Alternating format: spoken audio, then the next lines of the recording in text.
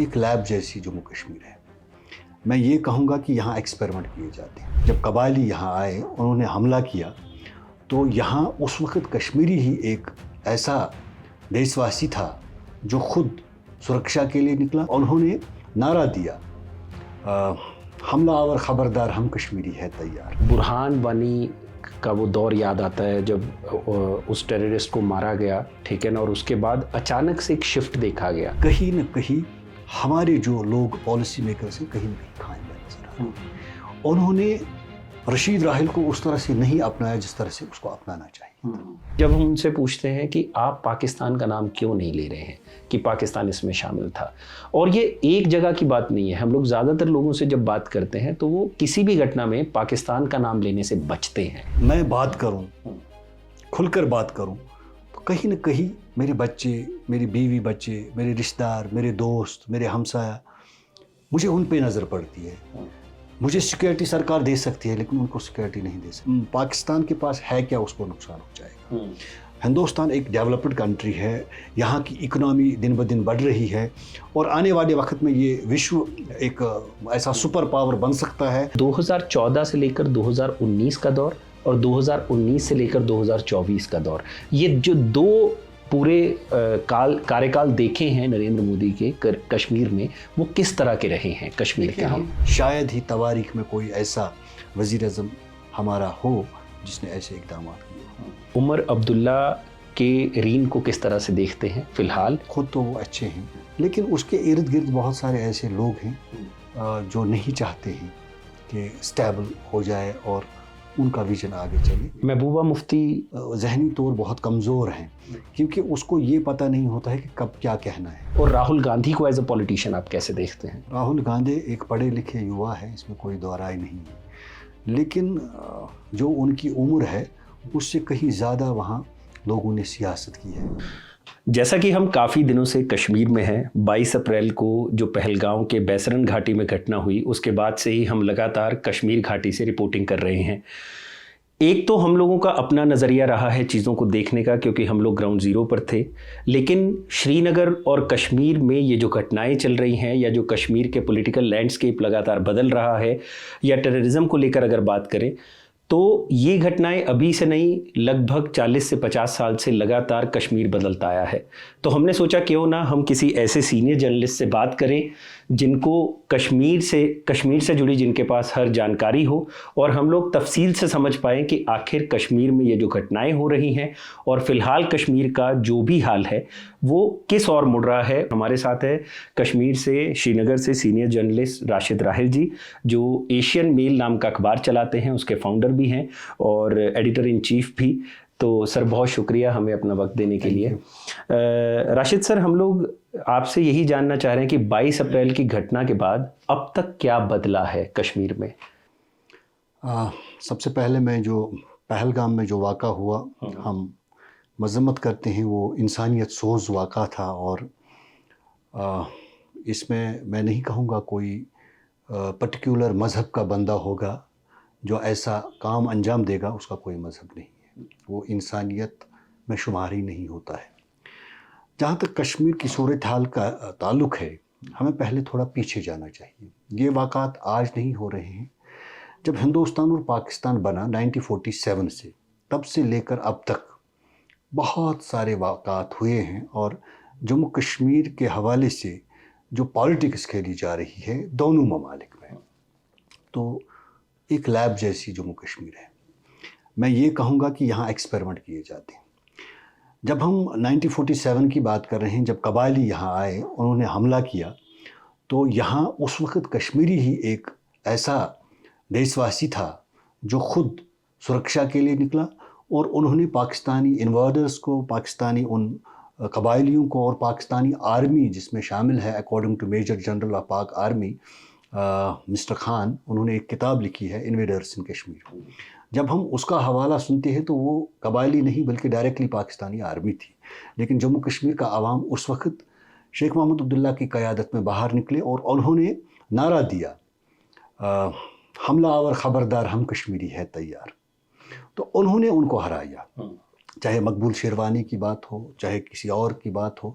تو جب تک انڈین آرمی یہاں پہنچی تب تک کشمیریوں نے اپنا ڈیفینڈ خود کیا. تو کشمیری ہرگز نہیں چاہتا تھا کہ ہم پاکستان کے ساتھ ملیں. لیکن بدقسمتی کا عالم یہ ہے کہ جس ملک کے ساتھ یہاں کے لوگوں نے الحاق کیا یا یہاں کے لوگوں کے ساتھ جو رہنا چاہتے ہیں وہ یہ سوچ کر رہنا چاہتے ہیں کہ ہمارا آئین اور دستور جو ہے وہ ایک ڈیفرنٹ آئین ہے. اس آئین میں ہندو، مسلم، سکھ، عیسائی ہر ایک مذہب کے جو ماننے والے ہیں ان کے لیے سمویدھان ایکول ہے، ان کے لیے برابر ہے. اب چاہے اس میں کبھی کبھار پولیٹیشین ایسا کچھ کرتے ہیں جو ادھر ادھر کرتے ہیں تو اس وجہ سے کچھ پرابلم ہو جاتی ہے. لیکن تب سے اب تک جب 90 میں ہم دیکھتے ہیں 87 کا جو الیکشن ہوا تھا اس میں بھی، اس سے پہلے بھی جب مقبول بٹ جو JKLF کے فاؤنڈر مانے جاتے ہیں، ایک ٹیررسٹ اٹیک ہوا تو انہوں نے ایک بینک مینیجر کو مارا جس پہ انہیں 1984 میں پھانسی دی گئی. تو اسی طرح سے تب سے اب تک الفتح بنی. الفتح کے بعد پھر 87 میں مسلم متحدہ محض جس کو ہم بولتے ہیں وہ پالیٹکس میں آئے، جس میں بہت سارے جو آج کل کے الگوادی نیتا پھر بنے.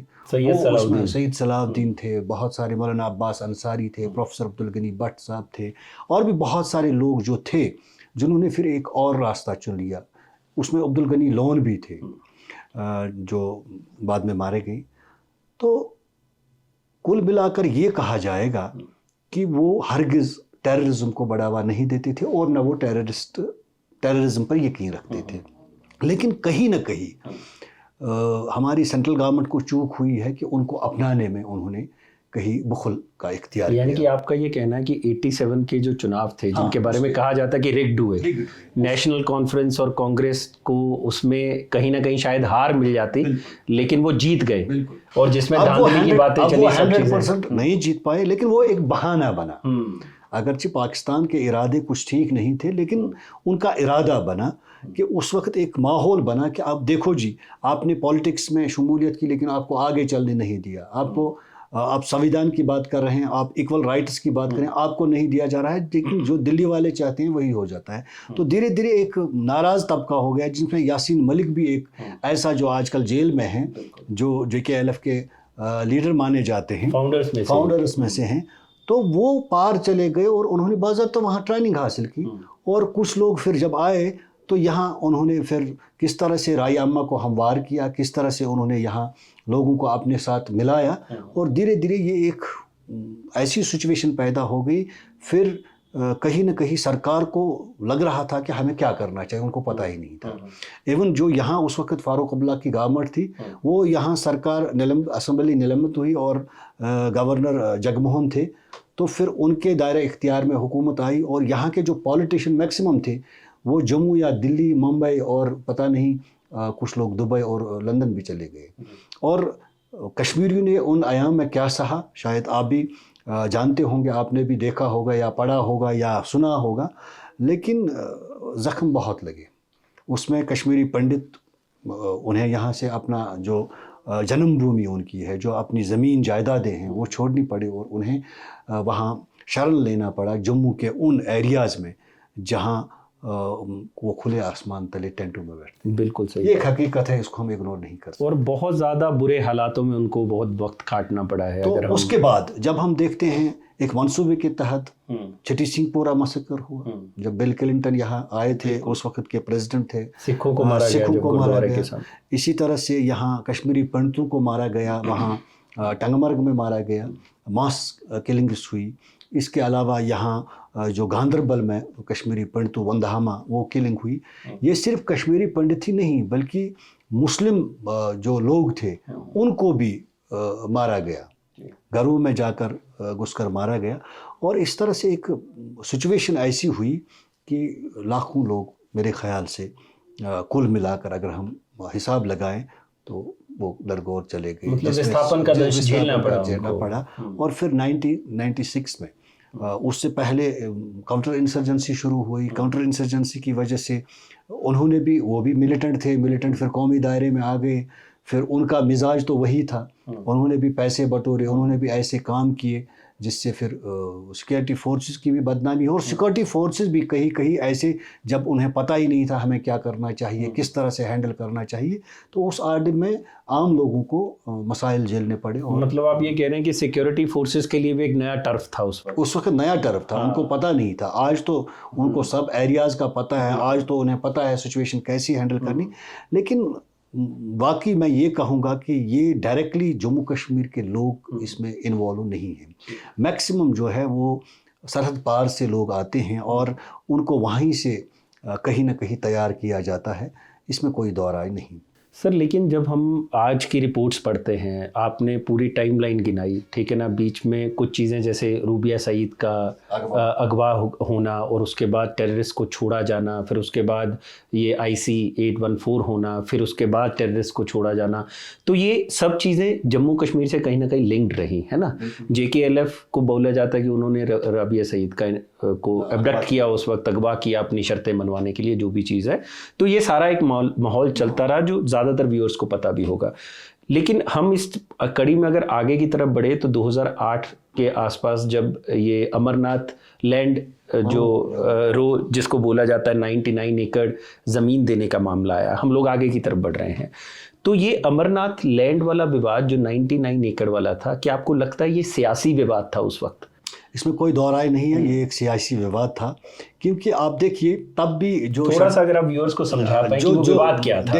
دیکھیے وواد یہ تھا کہ امرناتھ شرائن بورڈ آلریڈی بنا ہوا تھا اور شردھالو آتے تھے. یہ آج نہیں آئے, یہ 2008 میں نہیں آئے, بلکہ اس سے پہلے بھی آتے تھے, صدیوں سے آتے رہے. اور ان شردھالو کی آپ مانیں مسلم خدمت کرتے تھے, اور وہ جو گائیڈین تھا اس امرناتھ جو گفا ہے, اس گفا کو بھی دریافت ایک مسلم ملک خاندان کے لوگوں نے کیا ہے. لیکن وہاں کوئی ہندو مسلم وواد ایسا کچھ نظریہ نہیں تھا. لیکن بدقسمتی یہ ہے کہ کہیں نہ کہیں جو سیاست آڑے آتی ہے, اب وہ سیاستدان نہیں رہے ہیں جو سٹیٹس مین ہوا کرتے تھے. اب سیاستدان ایک تاجر بن گئے ہیں, وہ اپنی تجارت کرتے ہیں, وہ سوچتے ہیں ہماری کرسی کیسی محفوظ رہے گی, ہمیں زیادہ سے زیادہ فائدہ کہاں سے, وہ آن لائن. ادروائز اس سے پہلے بھی وہاں عارضی ٹینٹ ہوا کرتے تھے, عارضی شیڈز ہوا کرتے تھے, کیونکہ ہزاروں کی تعداد میں لوگ آتے تھے, اب لاکھوں کی تعداد میں آتے ہیں. نیچرلی جب انہیں بیس کیمپ میں رہنا ہے تو بیس کیمپ میں انہیں کوئی انتظام ایسا ہونا چاہیے, ان کے لیے لیٹرین, باتھ روم یا باقی. ادروائز پولیوشن کا خطرہ ہے کیونکہ سندھ نالا اس کے ساتھ ساتھ میں اترتا ہے. اگر وہاں وہ چیزیں نہیں بنائیں گے تو پھر تو پولیوشن ہو جائے گی. تو زمین کی ضرورت تھی, زمین کی ضرورت تھی. لیکن اور انہوں نے لیا بھی نہیں ایسا, بلکہ وہ ایک راستہ چاہتے تھے کہ ہم ایک چھوٹا سا راستہ بنائیں تاکہ گفا تک آنے جانے میں آسانی ہو. کوئی بزرگ اگر یاتری ہو یا کوئی بیمار یاتری اگر ہو, اس کو کوئی دقت کا سامنا نہ کرنا پڑے, وہ آرام سے وہاں آ جا سکے. لیکن پھر ایک ایسا وواد بنا, اس میں بھی ہم جیسے پترکار ہی انوالو ہیں جنہوں نے یہ لکھا کہ امرناتھ شرائن بورڈ کو زمین الاٹ کی گئی. اب مجھے یہ سمجھ نہیں آ رہا ہے یہ زمین کس کی ہے. یہ کسی کی ہے نہیں, بلکہ ایک ملکوں کا ایک سسٹم ہوتا ہے, ایک دائرہ ہوتا ہے, ایک سرحد ہوتی ہے. اس سرحد کے اندر جو بھی زمین ہوتی ہے وہ ان ملک کے واسیوں کی ہوتی ہے جو اس ملک میں رہنے والے ہیں. اب وہ وواد بھی کھڑا کیا گیا, اس کے بعد بہت سارے ایسے کچھ وواد کھڑے کیے گئے. آپ کو یہ لگتا ہے کہ اس وقت کیونکہ یہ وواد جب ہوا, زیادہ تر درشکوں کو شاید نہیں پتا ہوگا, تو Ghulam Nabi Azad was the CM that time. یہی تو معاملہ تھا. وہ 2.5 سال کا پی ڈی پی اور کانگریس کے درمیان ایک معاہدہ طے ہوا تھا کہ ہم 50-50. لیکن پی ڈی پی اس وقت حکومت نہیں چھوڑنا چاہتی تھی, اور غلام نبی آزاد کو انہوں نے آخری ایام میں, پھر غلام نبی آزاد بڑے نراش ہو گئے. اور حالانکہ ان کا اگر ہم کام دیکھیں, اس میں کوئی دو رائے نہیں ہے, ٹرپل شفٹ میں کام ہو رہا تھا, ڈیولپمنٹ ورکس ہو رہے تھے. اور آزاد صاحب ایک منجے ہوئے سیاستدان تھے, انہوں نے پورے ہندوستان میں دیکھا تھا کہ کس طرح سے ورک کلچر کیا ہے. یہاں جو ورک کلچر جورنگ ملیٹنسی پیریڈ خراب ہوا تھا, اس کو ٹریک پہ لانے کے لیے غلام نبی آزاد نے بہت کام کیا. لیکن وہ وواد جب کھڑا ہوا تو غلام نبی آزاد نے استعفیٰ دیا, اور مفتی محمد سعید اور ان کی پارٹی نے سپورٹ واپس لے کر پھر انہوں نے استعفیٰ دیا, اور وہ بھی ایک سیاسی مسئلہ ہی تھا. جب ہم مائنیوٹلی دیکھتے ہیں, جب بھی یہاں کوئی جموں کشمیر میں کوئی ایسا معاملہ ہوا تو کہیں نہ کہیں اس میں دلی اور پاکستان کے جو اسلام آباد کے لوگ ہیں وہ کہیں نہ کہیں انوالو ہوتے ہیں. کیونکہ ہم نے دیکھا جب عمر عبداللہ ایک زمانے میں اپوزیشن میں تھے تو وہ پاکستان گئے سارک کانفرنس کے دوران, تو انہیں وہاں ریڈ کارپٹ بچھایا گیا. تو اسی طرح سے جب محبوبہ مفتی پھر آ گئی تو ان کے لیے ایون ان کے ڈیڈی نے وزیر اعظم کے سامنے یہ کہا کہ میں پاکستان کا شکریہ ادا کرتا ہوں کیونکہ الیکشن یہاں بڑے آرام سے ہوئے. مفتی محمد سعید جس پہ وزیر اعظم صاحب ناراض بھی ہوئے تھے, جبکہ پی ڈی پی اور بی جے پی کا اس وقت گٹھ بندھن تھا, لیکن وزیر اعظم صاحب نے اس وقت اسٹیج پہ ان کو بیان دیا کہ میں کسی سے مشورہ نہیں لینا چاہتا تھا. وہ بھی ایک وواد ہی, سیاسی وواد ہی ہم اس کو کہیں گے. تو یہ سلسلہ میرے خیال سے جموں کشمیر میں برسوں سے جاری ہے اور کب تک ہوگا, لیکن اس میں عام لوگ پسے جا رہے ہیں. کل اگر ہم دیکھیں گے یہ جو یہاں کا واقعہ ہوا پہلگام کا, تو نقصان کس کا, سب سے زیادہ نقصان اگر ہوگا کسی کا تو وہ کشمیری کا ہوگا. کشمیری گھوڑا بان, کشمیری شکارہ والا, کشمیری ہوٹل والا, کشمیری ٹیکسی ڈرائیور, ہر ایک پونے والا, جو بھی آپ ایون دکاندار, کہیں نہ کہیں وہ سیاح اگر بازار میں گھومے گا تو کچھ نہ کچھ شاپنگ بھی کرے گا. تو یہ کہیں نہ کہیں ایک ایسا لگ رہا ہے کہ کشمیری کو اس چکی کے دو پارٹس میں پیسا جا رہا ہے, اور یہ ایک بہت بڑی بدقسمتی ہے. جہاں تک دلی والوں کا سوال ہے, دلی میں جو حکمران بیٹھے ہیں یا پالیسی میکرز بیٹھے ہیں, انہوں نے کشمیری کو پوری طرح سے ریڈ نہیں کیا ہے. کشمیری کبھی بھی وواد پہ یقین نہیں رکھتا ہے, کشمیری کبھی بھی فساد پہ ایمان نہیں رکھتا ہے. کشمیری ایک پروٹوکول جو اپنے مہمان کو دیتا ہے, مہمان نواز ہے. اور شاید واجپئی جی کو کہیں نہ کہیں یہ بات سمجھ میں آئی تھی, انہوں نے کشمیریت, انہوں نے جمہوریت کا نعرہ دیا تھا, اور وہ کشمیریت کیا ہے, وہ صوفی کلچر تھا. آپ ہندوستان کے کسی بھی اسٹیٹ میں وہ صوفی کلچر نہیں دیکھیں گے. جہاں کشمیری پنڈت کے گھر میں شادی ہوتی تھی تو مسلم جوان وہاں کام کرتے تھے. اگر کسی مسلم گھرانے میں لڑکے یا لڑکی کی شادی ہوتی تھی تو پنڈت جوان وہاں کام کرتے تھے. اور ایک ہی تھالی میں آج بھی کشمیری پنڈت اور کشمیری مسلمان کھاتے پیتے ہیں. یہ صوفیوں کا وطن ہے, یہاں صوفیوں نے جنم لیا. یہاں ہم دیکھتے ہیں کشب رشی سے لے کر شنکر آچاریہ تک, اور شنکر آچاریہ سے لے کر حضرت شیخ نور الدین ولی رحمۃ اللہ علیہ, اور للدت جو کشمیری پنڈت کہتے ہیں کہ وہ ایک پنڈت گھرانے سے تھی, جبکہ مسلمان اس کو دد کہتے ہیں, ماں کہتے ہیں, اور کشمیری اس کو للبوج کہتے ہیں. یہ دنیا میں کہیں نہیں آپ دیکھیں گے. اور اس کے باوجود اگر اس خطے میں آپ کشمیریوں کو بلیم لگائیں گے کہ آپ دیش دروہی ہے, آپ اینٹی ہندو ہے, تو مجھے نہیں, یہ بات ہضم نہیں ہوتی ہے, یہ حقیقت نہیں ہے. بلکہ کشمیری ایک محبت, امن, دوستی کا پیغام. ہاں, جو فارن ایلیمنٹس ہے ان کا کام ہی ہے کہیں نہ کہیں وہ کوئی نہ کوئی وواد یہاں کھڑا کرنا چاہتے ہیں. اب ہندو مسلم اگر آپ دیکھیے آفٹر پہلگام جو ہندوستان کے مختلف اسٹیٹوں میں اسٹوڈنٹس تھے, تاجر تھے, شال والے تھے, ان کے ساتھ زیادتیاں ہوئی. جو ہم نے سوشل میڈیا ہم نے سوشل میڈیا, ان کا کیا خطا تھا, انہوں نے کیا کیا تھا, کیوں مارا گیا. لیکن جو لوگ چاہتے ہیں کہ ایسا ہو, ہندوستان میں ایسی افراتفری پھیلے, ایسا ہندو مسلم وواد پھیلے, تو پھر ہم ہی لوگ ذمہ دار ہیں نا جو وہاں ایسا کام کرتے ہیں. ہم دشمن کے خاکوں میں رنگ بھرتے ہیں, دشمن کو سپورٹ دیتے ہیں, دشمن کا کام, دشمن کے منصوبے ہم عملا رہے ہیں. ایسا نہیں ہونا چاہیے, مجھے نہیں لگتا ہے یہ ایک صحیح راستہ ہے. مطلب جو ڈیوائیڈ پیدا ہو رہا ہے, آپ کا یہ کہنا ہے وہ اسی لیے آئے تھے ان لوگوں کو مارنے کے لیے کہ یہ ڈیوائیڈ پیدا ہو جائے, ٹورسٹ آنا بند کر دیں, کشمیر کی حالت پھر خراب ہو جائے, اور ایک جو مطلب آل اوور انڈیا کے ساتھ دوبارہ ایک ڈیوائیڈ کھڑا ہو جائے, چاہے وہ یوتھ کے ساتھ, چاہے وہ لوگوں کے ساتھ. سیدھی سی بات ہے. جب یہاں یہ معاملہ ہوا اس کے بعد وزیر اعظم صاحب نے بیان دیا کہ ہم ان کو مٹی میں ملا دیں گے, لیکن 30 سال پہلے ملیٹنٹ بنا ہے, وہ پاکستان چلا گیا ہے. اب اس کے ماں باپ, رشتہ دار, بہن بھائی, وہ تو ملیٹنٹ نہیں ہے نا, وہ دہشت گرد نہیں ہے. دہشت گرد تھا, بھاگ گیا, ڈھونڈو, مارو اس کو زمین بوس کر دو. لیکن اب اس کے مکان کو آپ زمین بوس کر رہے ہیں, تو مجھے نہیں لگتا ہے ایک صحیح قدم ہے. گورنمنٹ نے شاید کہیں سوچا ہے کہ اس سے نقصان ہمارا ہو جاتا ہے, کیونکہ ہم لوگوں کو جوڑنے کی کوشش کرتے ہیں, توڑنے کی نہیں. ہمیں لوگ دور نہیں ہونے چاہیے. دشمن کا یہ کام ہے کہ کہیں نہ کہیں ہم سے ہمارے لوگ چھن جائے, ان کا کام یہی ہے. وہ نہیں چاہتے ہیں کہ ہندوستان میں جو ہمارے اپنے لوگ ہیں ان لوگوں کے ساتھ کشمیری لوگ آپس میں اسی طرح سے گل مل جائے جس طرح 1947 میں ہے. اور مجھے لگتا ہے یہ ایک بڑی سازش کے تحت ایسا ہو رہا ہے. ہو سکتا ہے کہیں پریشر بھی ہے, کہیں پریشر کرنا بھی پڑتا ہے اور دکھانا بھی لوگوں کو ہے, وہ چیزیں ہو سکتی ہے, لیکن مجھے لگتا ہے ان چیزوں سے نقصان ہوتا ہے جو ہم ہاں دشمن کو اگر سکھانا ہے تو اس کو آپ اسی کی لینگویج میں آپ سکھا سکتے ہیں, لیکن اپنے کو اگر آپ اس طرح پیش آتے ہیں تو مجھے لگتا ہے یہ نقصان ہمارے لیے ہی. ہم لوگ کشمیری یوتھ سے بات کرتے تو ان کا بھی یہی کہنا ہے کہ اگر آپ تیار ہیں پاکستان کو مارنے کے لیے تو ہم آگے کھڑیں گے, آرمی سے بھی آگے ہو کر ان سے بدلہ لیں گے. لیکن جب ہم اری جیسی جگہوں پر جاتے ہیں, وہاں پر ہم فیملیز سے ملتے ہیں جن کا ایل او سی کے پاس بالکل مکان ہے, بچے پڑھتے ہیں, اسکول ہے, سب چیزیں ہیں, تو وہاں پہ ان کا ڈر وہی ہے کہ شیلنگ میں سب سے زیادہ نقصان ہمارا ہوگا سب سے پہلے. تو وہ لوگوں کا جو کہنا ہے وہ یہی ہے کہ جنگ نہ ہو تو بڑھیا ہے. یعنی کہ ہر جگہ آپ مطلب وہ کہتے ہیں نا کہ ہر کچھ کوس پہ پانی بدلتا ہے, کچھ کوس پہ بانی, اسی طرح سے مسئلے بھی ہر الگ الگ ہے ہر جگہ پر. جو بالکل بارڈر پہ بیٹھا وہ کہہ رہا نہ ہو تو بڑھیا ہے, کیونکہ بڑی مشکل سے ایک شانتی لوٹی ہے. 4-5 سال سے شیلنگ نہیں دیکھی اور اب دوبارہ دیکھنی پڑے گی, تو ان کے پاس چھپنے کے لیے بنکرز بھی نہیں. دیکھیے جہاں تک سرحدوں کے ارد گرد رہنے والے لوگوں کا تعلق ہے, چاہے وہ اس پار ہو یا اس پار ہو, وہاں بھی ہمارا اپنا کشمیر ہے, یہاں بھی ہمارا اپنا کشمیر ہے. ہم تو اس کو اپنا ہی پارٹ ہم مانتے ہیں, اپنا ہی مانتے ہیں, اس میں کوئی دو رائے نہیں ہے. اور وزیر اعظم صاحب نے خود پارلیمنٹ میں کہا, ہوم منسٹر صاحب نے کہا کہ ہم تیاری کر رہے ہیں اس کشمیر کو اپنے ساتھ ملانے کے لیے, بڑی اچھی بات ہے.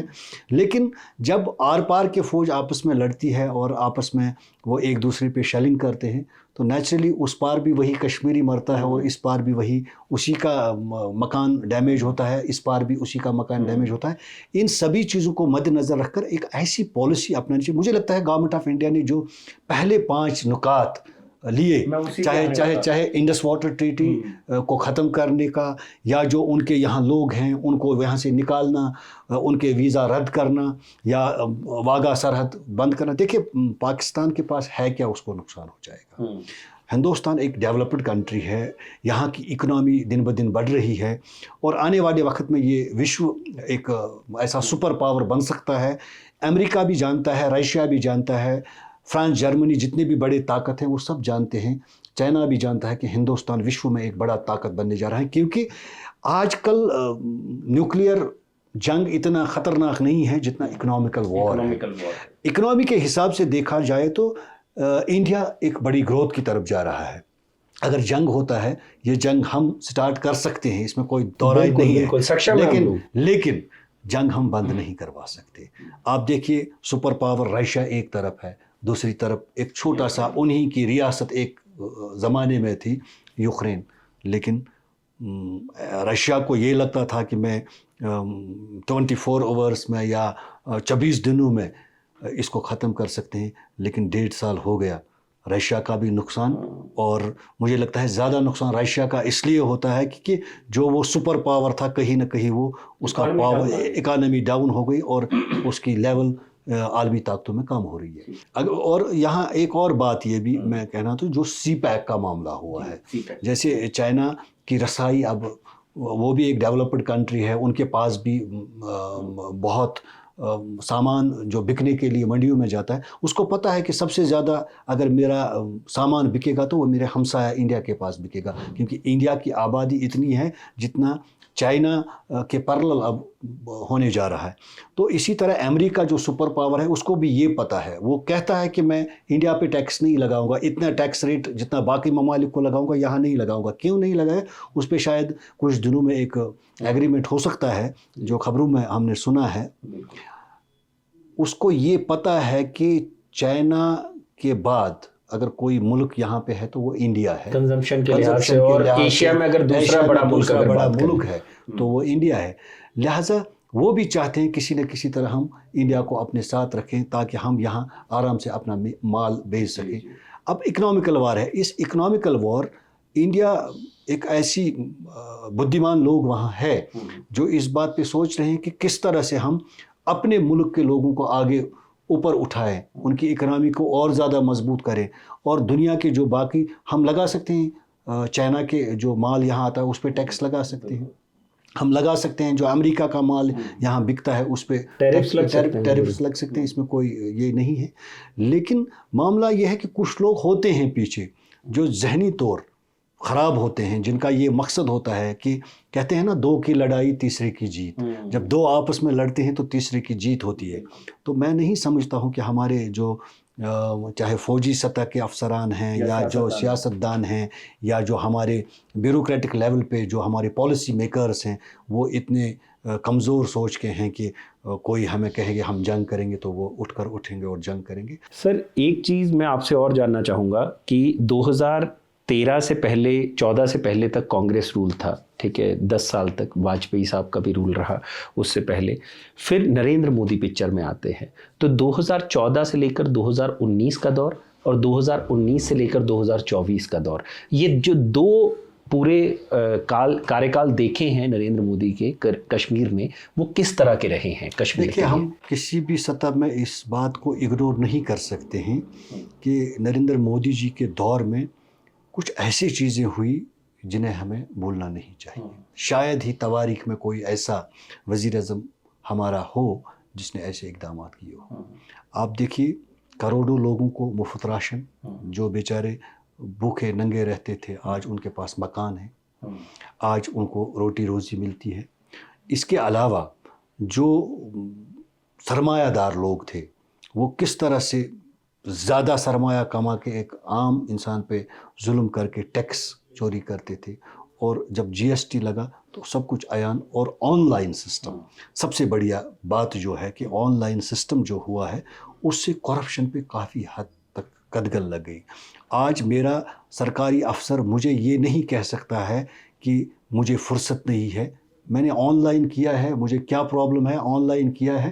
وہ نہیں کہہ سکتا ہے کہ اس کے پاس کوئی جواب نہیں ہے. ودن 15 days اگر میرا مسئلہ حل نہیں ہوا یا میری اس سنوائی نہیں میرے کیس پہ ہوئی تو میں اس کے بعد اس کو باضابطہ RTI کر سکتا ہوں اور اس کو کٹخرے میں کھڑا کر سکتا ہوں. یہ چیزیں کچھ ایسی ہوئی. چاہے ہیلتھ سیکٹر میں ہم دیکھیں، ہیلتھ سیکٹر میں بھی ایک بہت بڑھیا تبدیلی ہوئی. 5 لاکھ تک ایک غریب آدمی جو بیمار ہوتا ہے اس کا علاج ہوتا ہے گولڈن کارڈز کے تھرو سے. ایسے کچھ ہم کہیں گے ایسے کچھ اقدامات اٹھائے گئے جو واقعی تواریخی اقدامات ہیں. اس سے پہلے بھی حکمران تھے، میں نہیں کہوں گا انہوں نے کچھ نہیں کیا، انہوں نے بہت کچھ کیا، لیکن آج تک 6 لائن سڑک نہیں بن پا رہی تھی، آج تک اتنی ٹنلیں نہیں پا رہی. آج کنیا کماری سے لداخ تک آپ پہنچ جاتے ہیں اور گھنٹوں میں سفر طے ہوتا ہے. پہلے ایام میں ہفتوں تک سڑک بند رکھے. ابھی بھی اس میں 30-40 کلومیٹر جو جموں سری نگر نیشنل ہائی وے ہیں، 30-40 کلومیٹر ابھی 30 سے 40 کلومیٹر ابھی بھی پینڈنگ ہے. لیکن جو ٹنلیں بنی ہیں، آپ 4 گھنٹے میں آپ یہاں سے جموں پہنچ جاتے ہیں اور اتنی کنیکٹیوٹی ہوئی ہے. سویرے 6 بجے یہاں بندہ نکلتا ہے، شام 6 بجے دلی میں ہوتا ہے اپنی گاڑی لے کر. اتنا ہی نہیں، اب ٹرین جو شروع ہونے والی ہے یا جو ٹرین شروع ہوئی، اگرچہ یہ کچھ لوگ یہ بھی کہتے ہیں کہ یہ کانگریس کا خاکہ تھا، یہ کانگریس کی پلاننگ تھی، لیکن امپلیمنٹ تو مودی جی نے کیا ہے، اس میں کوئی دو رائے نہیں ہے. ایک تبدیلی یہ بہت بڑی آئی ہے اور اس کو ہم اگنور نہیں کر سکتے. تو آپ کا یہ کہنا ہے کہ ڈیورنگ دیز 10 ایئرس کشمیر اور پورے شری نگر کے ساتھ ساتھ کشمیر کی بات کریں تو ڈیولپمنٹ بھی ہوئی ہے، پلس لوگوں کو جو بنیادی سویدھائیں چاہیے تھی وہ بھی ملی ہیں؟ وہ ہوئی ہے، اس میں کوئی دو رائے نہیں. لیکن 2016 کا سر کال اگر ہم لوگ یاد کریں تو برہان وانی کا وہ دور یاد آتا ہے جب اس ٹیررسٹ کو مارا گیا، ٹھیک ہے نا، اور اس کے بعد اچانک سے ایک شفٹ دیکھا گیا. جبکہ یہ کال رہا بالکل شرافت والا، کسی طرح کی کوئی دقت نہیں فیس ہوئی کسی کو بھی. لیکن 2016 کے بعد اچانک سے جو ملیٹنسی تھی یا ٹیررزم تھا وادی میں دوبارہ بڑھنا شروع ہوا. اور جب ہم رپورٹس کو دیکھتے ہیں تو ایسا لگتا ہے کہ رپورٹس کی ڈیٹا یہ بتاتے ہیں کہ جو لوکل انفلٹریشن تھی، یعنی لوکل لوگوں نے جو ملیٹنسی کی طرف جو جھکاو ہوا لڑکوں کا، ان چیزوں کو آپ کس طرح سے لنک کرتے ہیں کہ برہان والی والا وہ 2016 کا دور اور اس کے بعد کے جو کچھ سال رہے جس میں ملیٹنسی بڑی اندرونی ہی، یہ کیا چیزیں تھیں سر؟ 2 چیزیں. ایک یہ ہمیں دیکھنا ہے کہ دشمن کا طریقہ کیا ہے، دشمن کیا چاہتا ہے. اگر دشمن اتنا چالاک ہو کہ وہ چاہتا ہے کہ میرا نام کہیں ظاہر نہ ہو جائے، میں آپ کے گھر میں ہی آپ کو فساد کھڑا کروں گا، ایک طریقہ یہ رہا، انہوں نے کہا کہ اگر لوکل لوگوں کو ہم انوالو کر سکتے ہیں، برہان وانی کے بعد لوکل جو لوگ ہیں ان کو انوالو کر سکتے ہیں، ایک یہ کہا جائے گا یہ کشمیری ہے، ہمیں اس سے کوئی لینا دینا نہیں ہے، یہ خود کا ہے اور خود کے لیے لڑ رہا ہے، ایک یہ پالیسی دشمن کی۔ مطلب آپ یہ کہنا چاہ رہے ہیں کہ پاکستان یا وہاں کی جو ٹیررسٹ آرگنائزیشنز تھی ان کو یہ موقع مل گیا آفٹر برہان وانی کہ پاکستان پہ کوئی انگلی نہ اٹھائے، ان کے لوکل لڑکے ان کے خلاف لڑتے رہے۔ ایک تو یہ ان کا طریقہ، دوسرا یہ بھی ہمیں اگنور نہیں کرنا پڑے گا کہ کہیں نہ کہیں ہمارے جو لوگ پالیسی میکرز ہیں کہیں نہ کہیں خامیاں نظر آ رہی ہیں۔ انہوں نے رشید راحل کو اس طرح سے نہیں اپنایا جس طرح سے اس کو اپنانا چاہیے تھا، انہوں نے یہاں کے یوتھ کو اس طرح سے انوالو نہیں کیا۔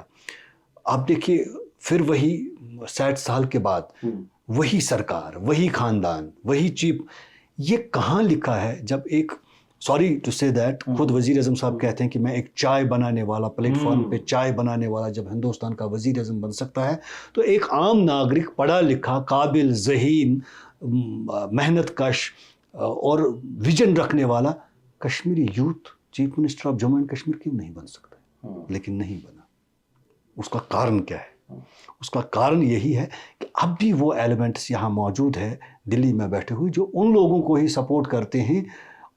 ادروائز جو لوگ کسی زمانے میں یہاں سے بھاگ کر لندن اور پیرس میں رہنے کے لیے گئے، آج پھر وہی سرکار میں ہیں۔ تو آپ کا یہ کہنا ہے کہ چاہے عبداللہز ہوں، چاہے مفتیز ہوں، ان کے علاوہ کوئی اور لیڈرشپ دکھتی ہی نہیں ہے؟ کیوں نہیں ہے؟ یہ ایک بہت کیوں نہیں ہے؟ یہ کیوں نہیں ہے؟ اور کہیں نہ کہیں مجھے لگتا ہے بھارتیہ جنتا پارٹی 11 سالوں میں اگر یہاں کوئی ناکامی انہیں ہوئی ہے، وہ یہ ناکام ہوئی ہے کہ وہ یہاں ینگ لیڈرشپ ڈیولپ نہیں کھڑے نہیں کر پائے نئے لیڈرز کو وہ۔ سر لیکن وادی بی جے پی کے نیتاؤں کو ایکسیپٹ کیوں نہیں کر پائی ابھی بھی؟ کشمیر میں کیوں نہیں بی جے پی کے ٹکٹ پہ چناؤ لڑنے والے لوگ جیت پا رہے؟ ایک بہت بڑی غلط فہمی، اور میں یہی کہوں گا کہ دشمن بڑا چالاک ہوتا ہے۔ یہ ضروری نہیں ہے کہ میں دوست کے بیس میں ہوں، میں دشمن بھی ہو سکتا ہوں۔ ان چیزوں کو پھانپنا بہت ضروری ہے، چاہے بھارتیہ جنتا پارٹی ہو یا شیو سینا ہو یا RSS ہو، جتنی بھی سنگٹھنیں ہیں، ہمیں کسی کے مذہب سے کوئی انکار نہیں، نہ کسی سے بعید ہے، لیکن ایک بات ضرور سوچنا چاہیے، ہمیں دوسرے کے مذہب کو بھی ایکسیپٹ کرنا چاہیے، اس کی بھی ریسپیکٹ کرنا چاہیے۔ اگر مذہب کی آدھار پہ آپ ایک دوسرے کو بانٹیں گے تو کہیں نہ کہیں مذہب کا یہ عنصر داخل ہوتا ہے جس وجہ سے لوگ ایکسیپٹ نہیں کر پا رہے ہیں۔ آپ دیکھیے واجپئی جی کے دور میں جو جموں کشمیر کے ایک زمانے میں پارلیمنٹرین عبدالرشید کابلی صاحب، جو میر وائز خاندان کے بہت ہی قریب مانے جاتے تھے، جو MLA بھی رہ چکے ہیں اور ممبر پارلیمنٹ بھی رہ چکے ہیں، وہ جموں کشمیر بھارتیہ جنتا پارٹی کا اسٹیٹ پریزیڈنٹ رہا ہے۔ لیکن آج کل وہ عبدالرشید کابلی صاحب کہاں پہ ہیں؟ ایسے انٹلیکچوئل کہاں ہیں؟ وہ سامنے کیوں نہیں آئے؟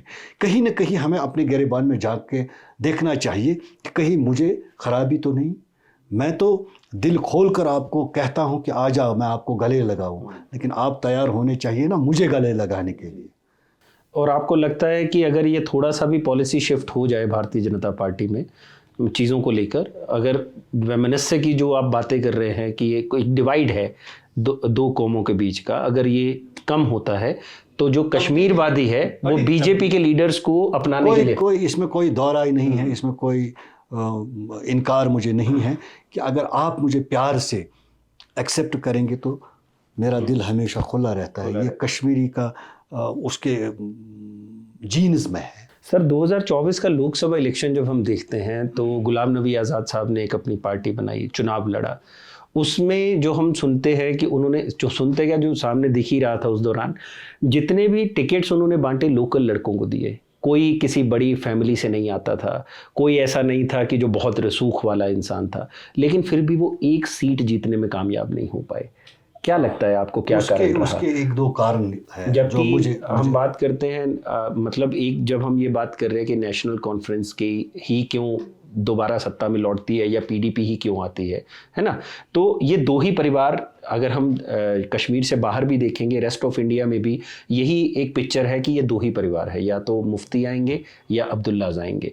تو جب ایک نئی لیڈرشپ کھڑی ہو رہی تھی تو پھر بھی وہاں کیا دقت رہ جاتی ہے کہ لوگ نہیں؟ دیکھیے ایک بہت بڑا طبقہ جو یہاں کا ہے جو سینٹیمنٹ رکھتے ہیں، کہیں نہ کہیں ان لوگوں کو انوالو کرنے میں ہم ناکام رہے. جہاں تک غلام نبی آزاد کا تعلق ہے، غلام نبی آزاد کی پارٹی بنانا یا سید الطاف بخاری کی اپنی پارٹی بنانا، انہوں نے پہلے اپنے آپ کو ٹیگ لگایا اور اس ٹیگ کی وجہ سے جو باقی سیاستدان تھے انہوں نے اسی چیز کو، دیکھیے جہاں تک الیکشن کا تعلق ہوتا ہے یہ گیم آف وٹس ہوتی ہے. اس وقت جذبات میں لوگ آ گئے، وہی لوگ جنہوں نے کل کی تاریخ میں مجھے ووٹ دیا آج کہتے ہیں آپ اچھے نہیں ہیں، میں نے اپنا صحیح ووٹ کا استعمال نہیں کیا.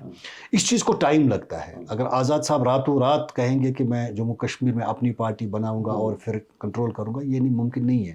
اس میں ٹائم لگتا ہے، لیکن ایک لانگ ٹرم پالیسی ہونی چاہیے سینٹرل گورنمنٹ کو یا مرکزی جو تنظیمیں ہیں. آپ دیکھیے آج کل یہاں بہت ساری نیشنل آرگنائزیشنیں ہیں جن کے یہاں یونٹس ہیں، پہلے نہیں ہوا کرتے تھے. اب بی جے پی کے آپ دیکھیے بی جے پی کے ساتھ کتنے لوگ نکلتے ہیں اور کتنے لوگ ان کے ساتھ جڑے رہتے ہیں، نئے لوگ جوائن کرتے ہیں. کہیں نہ کہیں ان کو اپنی کمزوریاں ہیں. میں نہیں مانتا ہوں کہ کشمیری ان کو ایکسیپٹ نہیں کرتا ہے. میں یہ سمجھتا ہوں ان کو کمزوریاں ہیں، وہ ایسے لوگوں کو ڈھونڈنے میں ناکام ہو رہے ہیں جن لوگوں کو عوامی سطح پہ ایک سپورٹ ہے، جن لوگوں کو عوامی سطح پہ ایک عزت ہے، جو سماج میں عزت کی نظر سے دیکھے جاتے ہیں. نیچرلی سیاست اگر ہم مائنوٹلی دیکھیں تو یہ ایک عبادت ہے. اگر یہ رذالت بن گئی، اگر اس میں چور ڈاکو آ جائیں گے، اگر اس میں وہی لوگ آ جائیں گے جو کل تک کسی اور دائرہ پہ تھے، تو مجھے نہیں لگتا ہے وہ سیٹ نکال پائیں گے. جی سر، آپ وادی میں جو یہ گھٹنائیں ہو رہی ہیں 22 اپریل کو جو ہوا 2025 میں ہی، ابھی میں دیکھ رہا تھا آپ کا کیلنڈر بدل گیا.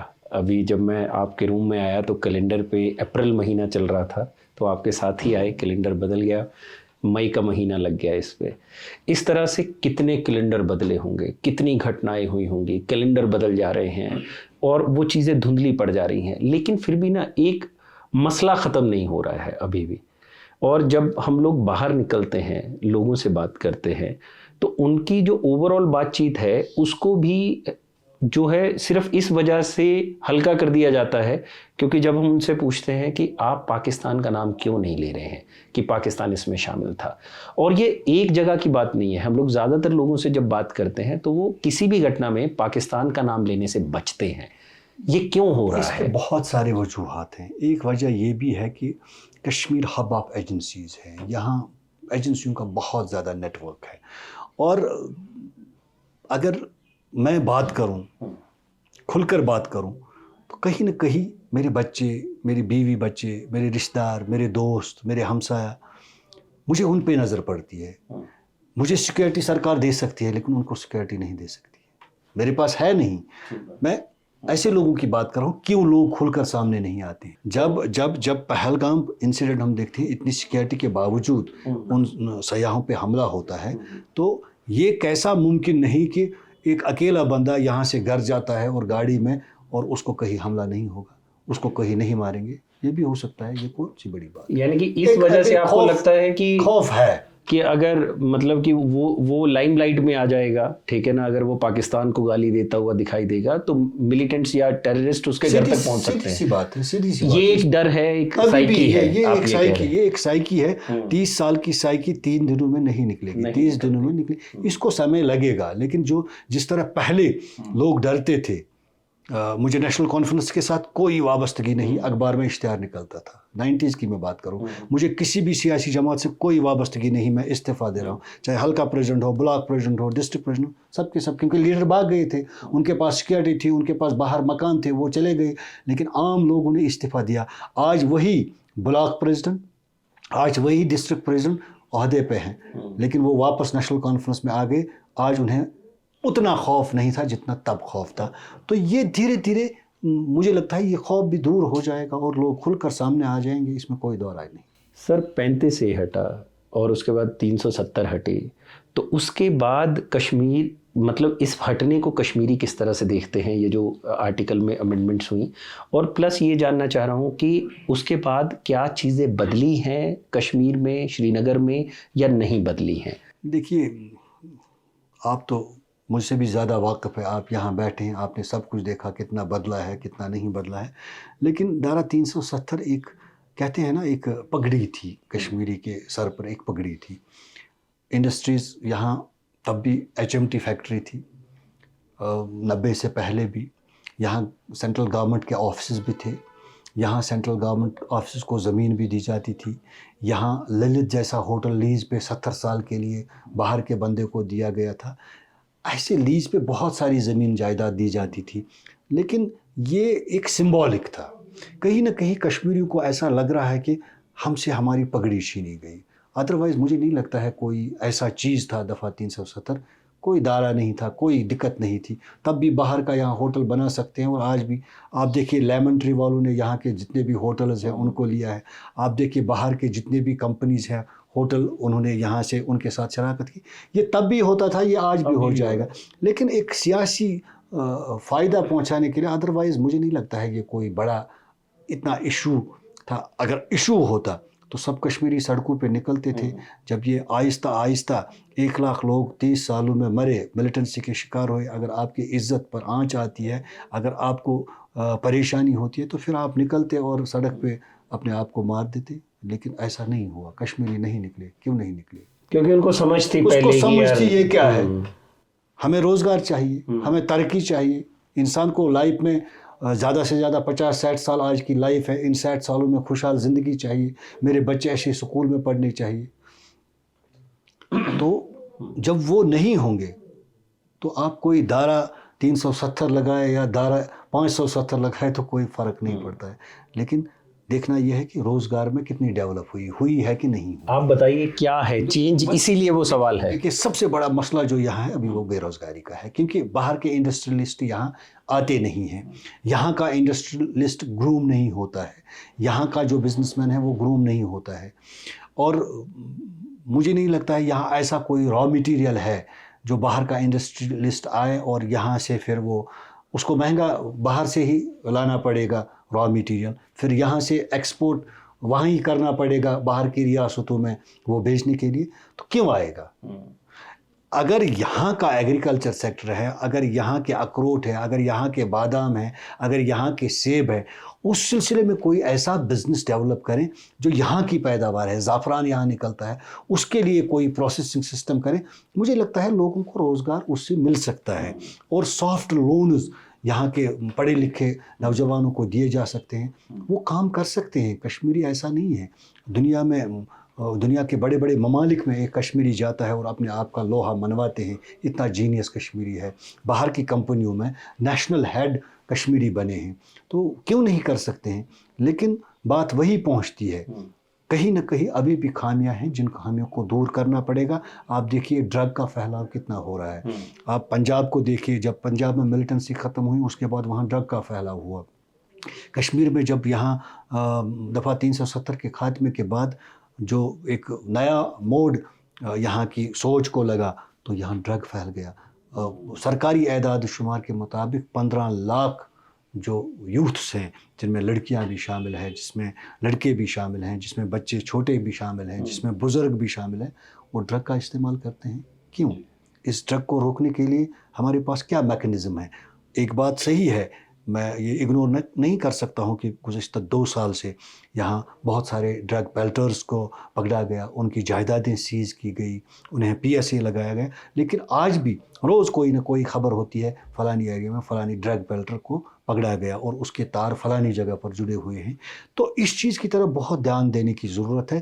یہ صرف سرکار ہی نہیں بلکہ عوامی سطح پہ جو ہمارے مولویز ہیں، جو ہمارے امام ہیں، جو ہمارے سوشل ورکرز ہیں، ان کو سرکار کے ساتھ ہاتھ ملا کر اس چیز کا خاتمہ کرنا چاہیے. ورنہ یہ ایک خطرناک चीज़ साबित हो सकता है। सर पंजाब में तो ड्रग्स आता है उधर अटारी बॉर्डर की तरफ से। अगर हम पंजाब की सरहद देखेंगे तो उसके साथ लग के जितने भी गांव है वहाँ पे सरकारों का भी ये दावा है, एजेंसीज़ का, ड्रोन के ज़रिए फेंका जाता है ड्रग, या ड्रग को फेंक दिया जाता है खेतों में, इधर उठा लेते हैं। यहाँ कश्मीर में ड्रग्स कहाँ से आ रहा है? देखिए, कश्मीर का जो बॉर्डर है, अगर हम बॉर्डर की बात करें, ये लद्दाख से लेकर, चाइना से लेकर, पाकिस्तान से लेकर बांग्लादेश के साथ भी कहीं ना कहीं, भूटान के साथ भी सरहदें मिलती है। यहाँ ड्रग सप्लाई करना या कोई हथियार सप्लाई करना मुश्किल काम नहीं है, क्योंकि सरहदों पे BSF लगी हुई है। लेकिन सरहद इतने घने जंगलों में है जहाँ हर जगह मॉनिटर करना बहुत ही मुश्किल है। अब हमारे पास इक्विपमेंट्स तो लगे हुए हैं, मैंने भी देखा है, चाहे टंगडार हो, कैरन हो, करना हो, फ़ौज के पास ऐसा मैकेनिज़्म लगा है कि 24 ओवर सरहद की निगरानी की जाती है। लेकिन बर्फ़ बारिश होती है और बाकी मामला होता है, कहीं ना कहीं मुख्तलिफ एरिया से चूक हो जाती है। आप चाइना को देख लीजिए, लद्दाख में क्या सामान सप्लाई नहीं होता है? ये कोई बड़ी बात नहीं है कि ड्रग भी सप्लाई होता होगा वाया चाइना, ये कौन सी बड़ी बात है? तो कश्मीरी यूथ में ये जो ड्रग्स का चलन बढ़ा है, उसके पीछे क्या कारण मानते हैं? उसके पीछे 2-3 कारण हैं। एक ये है कि जब कोई बेरोज़गार पढ़ा लिखा जवान भी हो, उसके पास कोई रोज़गार का वसाइल नहीं हो, उसके बाद काम करने का कोई ये रास्ता ही नज़र नहीं आ रहा है, ये भी एक बहुत बड़ी वजह है। दूसरी जो बड़ी वजह मुझे नज़र आ रही है वो ये है कि उसके जहन में कहीं ना कहीं स्ट्रेस है, जो इन हालात की वजह से 30 सालों में जो स्ट्रेस हुआ है उसकी वजह से है। 1-2 सवाल बाकी है मेरे, उसके बाद हम लोग इसको कंक्लूड करेंगे सर। आखिरी कुछ सवालों में मैं पॉलिटिक्स पे ही लौटना चाहूँगा, कश्मीर से जुड़ी हुई। कश्मीर में आप उमर अब्दुल्ला के रीन को किस तरह से देखते हैं फ़िलहाल, और पहले जब फ़ारूक अब्दुल्ला का दौर था आप उसको किस तरह से देखते हैं? देखिए, जहाँ तक फ़ारूक अब्दुल्ला का दौर था, वो खुद एक मुख्तियार वज़ीर आला थे, एक स्टेट के वज़ीर आला थे। वो तो उस वक्त बहुत कुछ चाहते कर सकते थे और किया भी है। लेकिन आज के वज़ीर आला उमर साहब अच्छे इंसान हैं, बड़े सोच समझ रखने वाले हैं, लेकिन उसके पास यूटी के इख्तियारात हैं। यूटी में एक वज़ीर आला के इख्तियारात होंगे, आप भी बखूबी वाक़िफ़ है, हम भी बखूबी वाक़िफ़ है। एक चपरासी की वो ट्रांसफ़र नहीं कर पाते हैं और वो उतना कुछ नहीं कर पाते हैं जितना एक वज़ीर आला को करना चाहिए।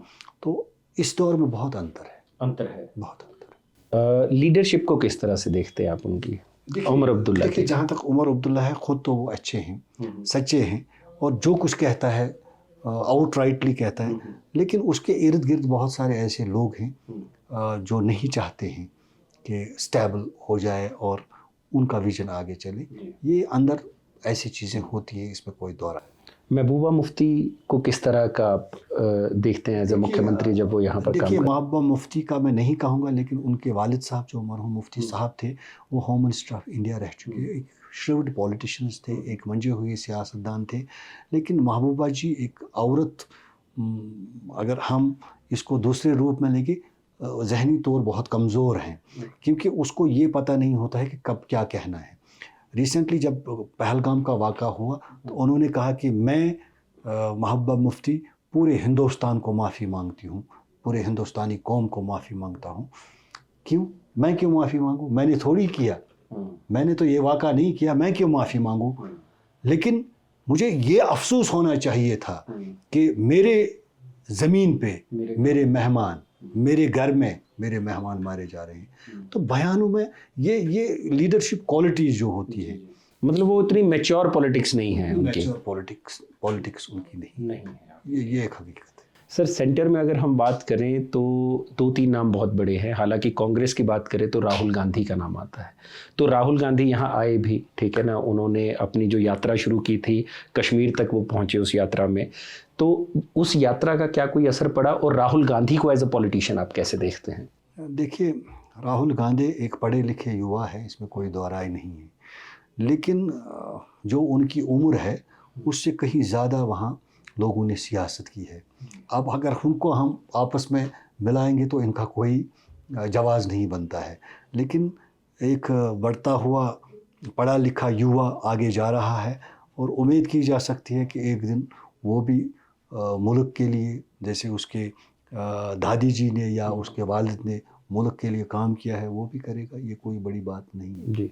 और नरेंद्र मोदी की बात कुछ और है, उसको वर्ल्ड लेवल पे एक लीडर तस्लीम किया गया है। वर्ल्ड के जितने भी पावर्स हैं, सुपर पावर्स हैं, अमेरिका के प्रेसिडेंट हो, रशिया के हो, सऊदी अरबिया के शाह हो, वो भी कहते हैं कि नरेंद्र मोदी अपने मुल्क के लिए, अपने कौम के लिए बहुत बड़े नेता है, इसमें कोई दो राय नहीं है। क्योंकि उन्होंने गुर्बत भी देखी है, उन्होंने मुश्किलात भी देखे हैं।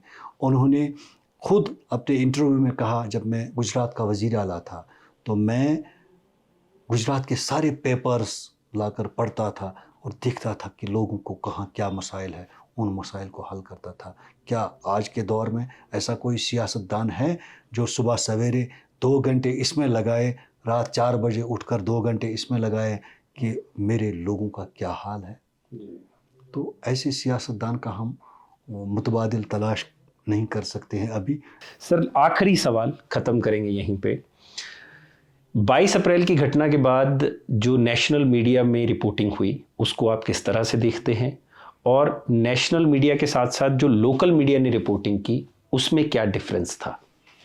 ये एक बदकिस्मती है कि हम भी सहाफ़ी हैं, हम भी इसी फील्ड से जुड़े हुए हैं, लेकिन रियल रिपोर्टिंग करना और हकीकी मानों में एक प्रोपेगेंडा मशीनरी बनाना, ये अच्छी बात नहीं है।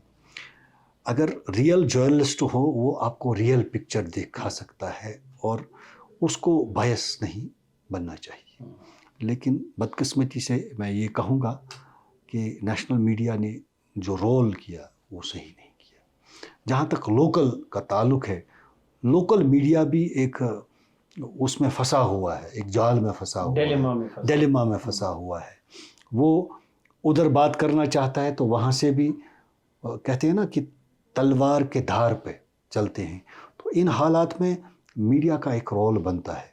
एक सहाफ़ी कौम का अमानत होता है, इसीलिए कौम उसको इज़्ज़त देती है। भले वो गरीब हो, भले वो उसके पास पैसा ना हो, लेकिन वो कौम का अमानतदार होता है। उसको लोगों के लिए काम करना चाहिए, लोगों का सोचना चाहिए, किसी नफ़रत को जगह नहीं देनी चाहिए।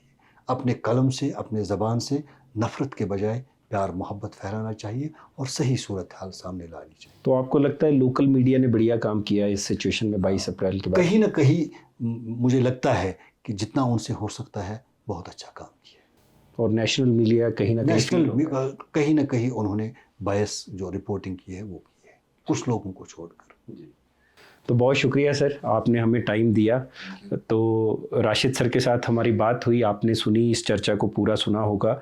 और अगर आपको ये चर्चा पसंद आई हो, कश्मीर से जुड़ी, कश्मीरियत से जुड़ी और ओवरऑल जो भी मसले हैं मुल्क के, उनसे जुड़ी हुई, तो आप खबरगांव को लाइक और शेयर करना मत भूलिएगा। और साथ ही साथ इस वीडियो को भी ज़्यादा से ज़्यादा लोगों तक पहुंचाइए, ताकि वो भी असल मुद्दों पे जो बातचीत है उसको अपने घर में, अपने दिमाग में जगह दे पाएँ और वो भी समझ पाएँ कि जो चीज़ें सामने दिखाई जाती हैं वो नहीं हैं, अंडर द वाटर बहुत चीज़ें होती हैं, जो इस इंटरव्यू से शायद आपको क्लियर हो जाए। बहुत शुक्रिया। आप देख रहे हैं खबरगांव, मैं हूं Bhupinder Soni, signing off from Srinagar. Thank you.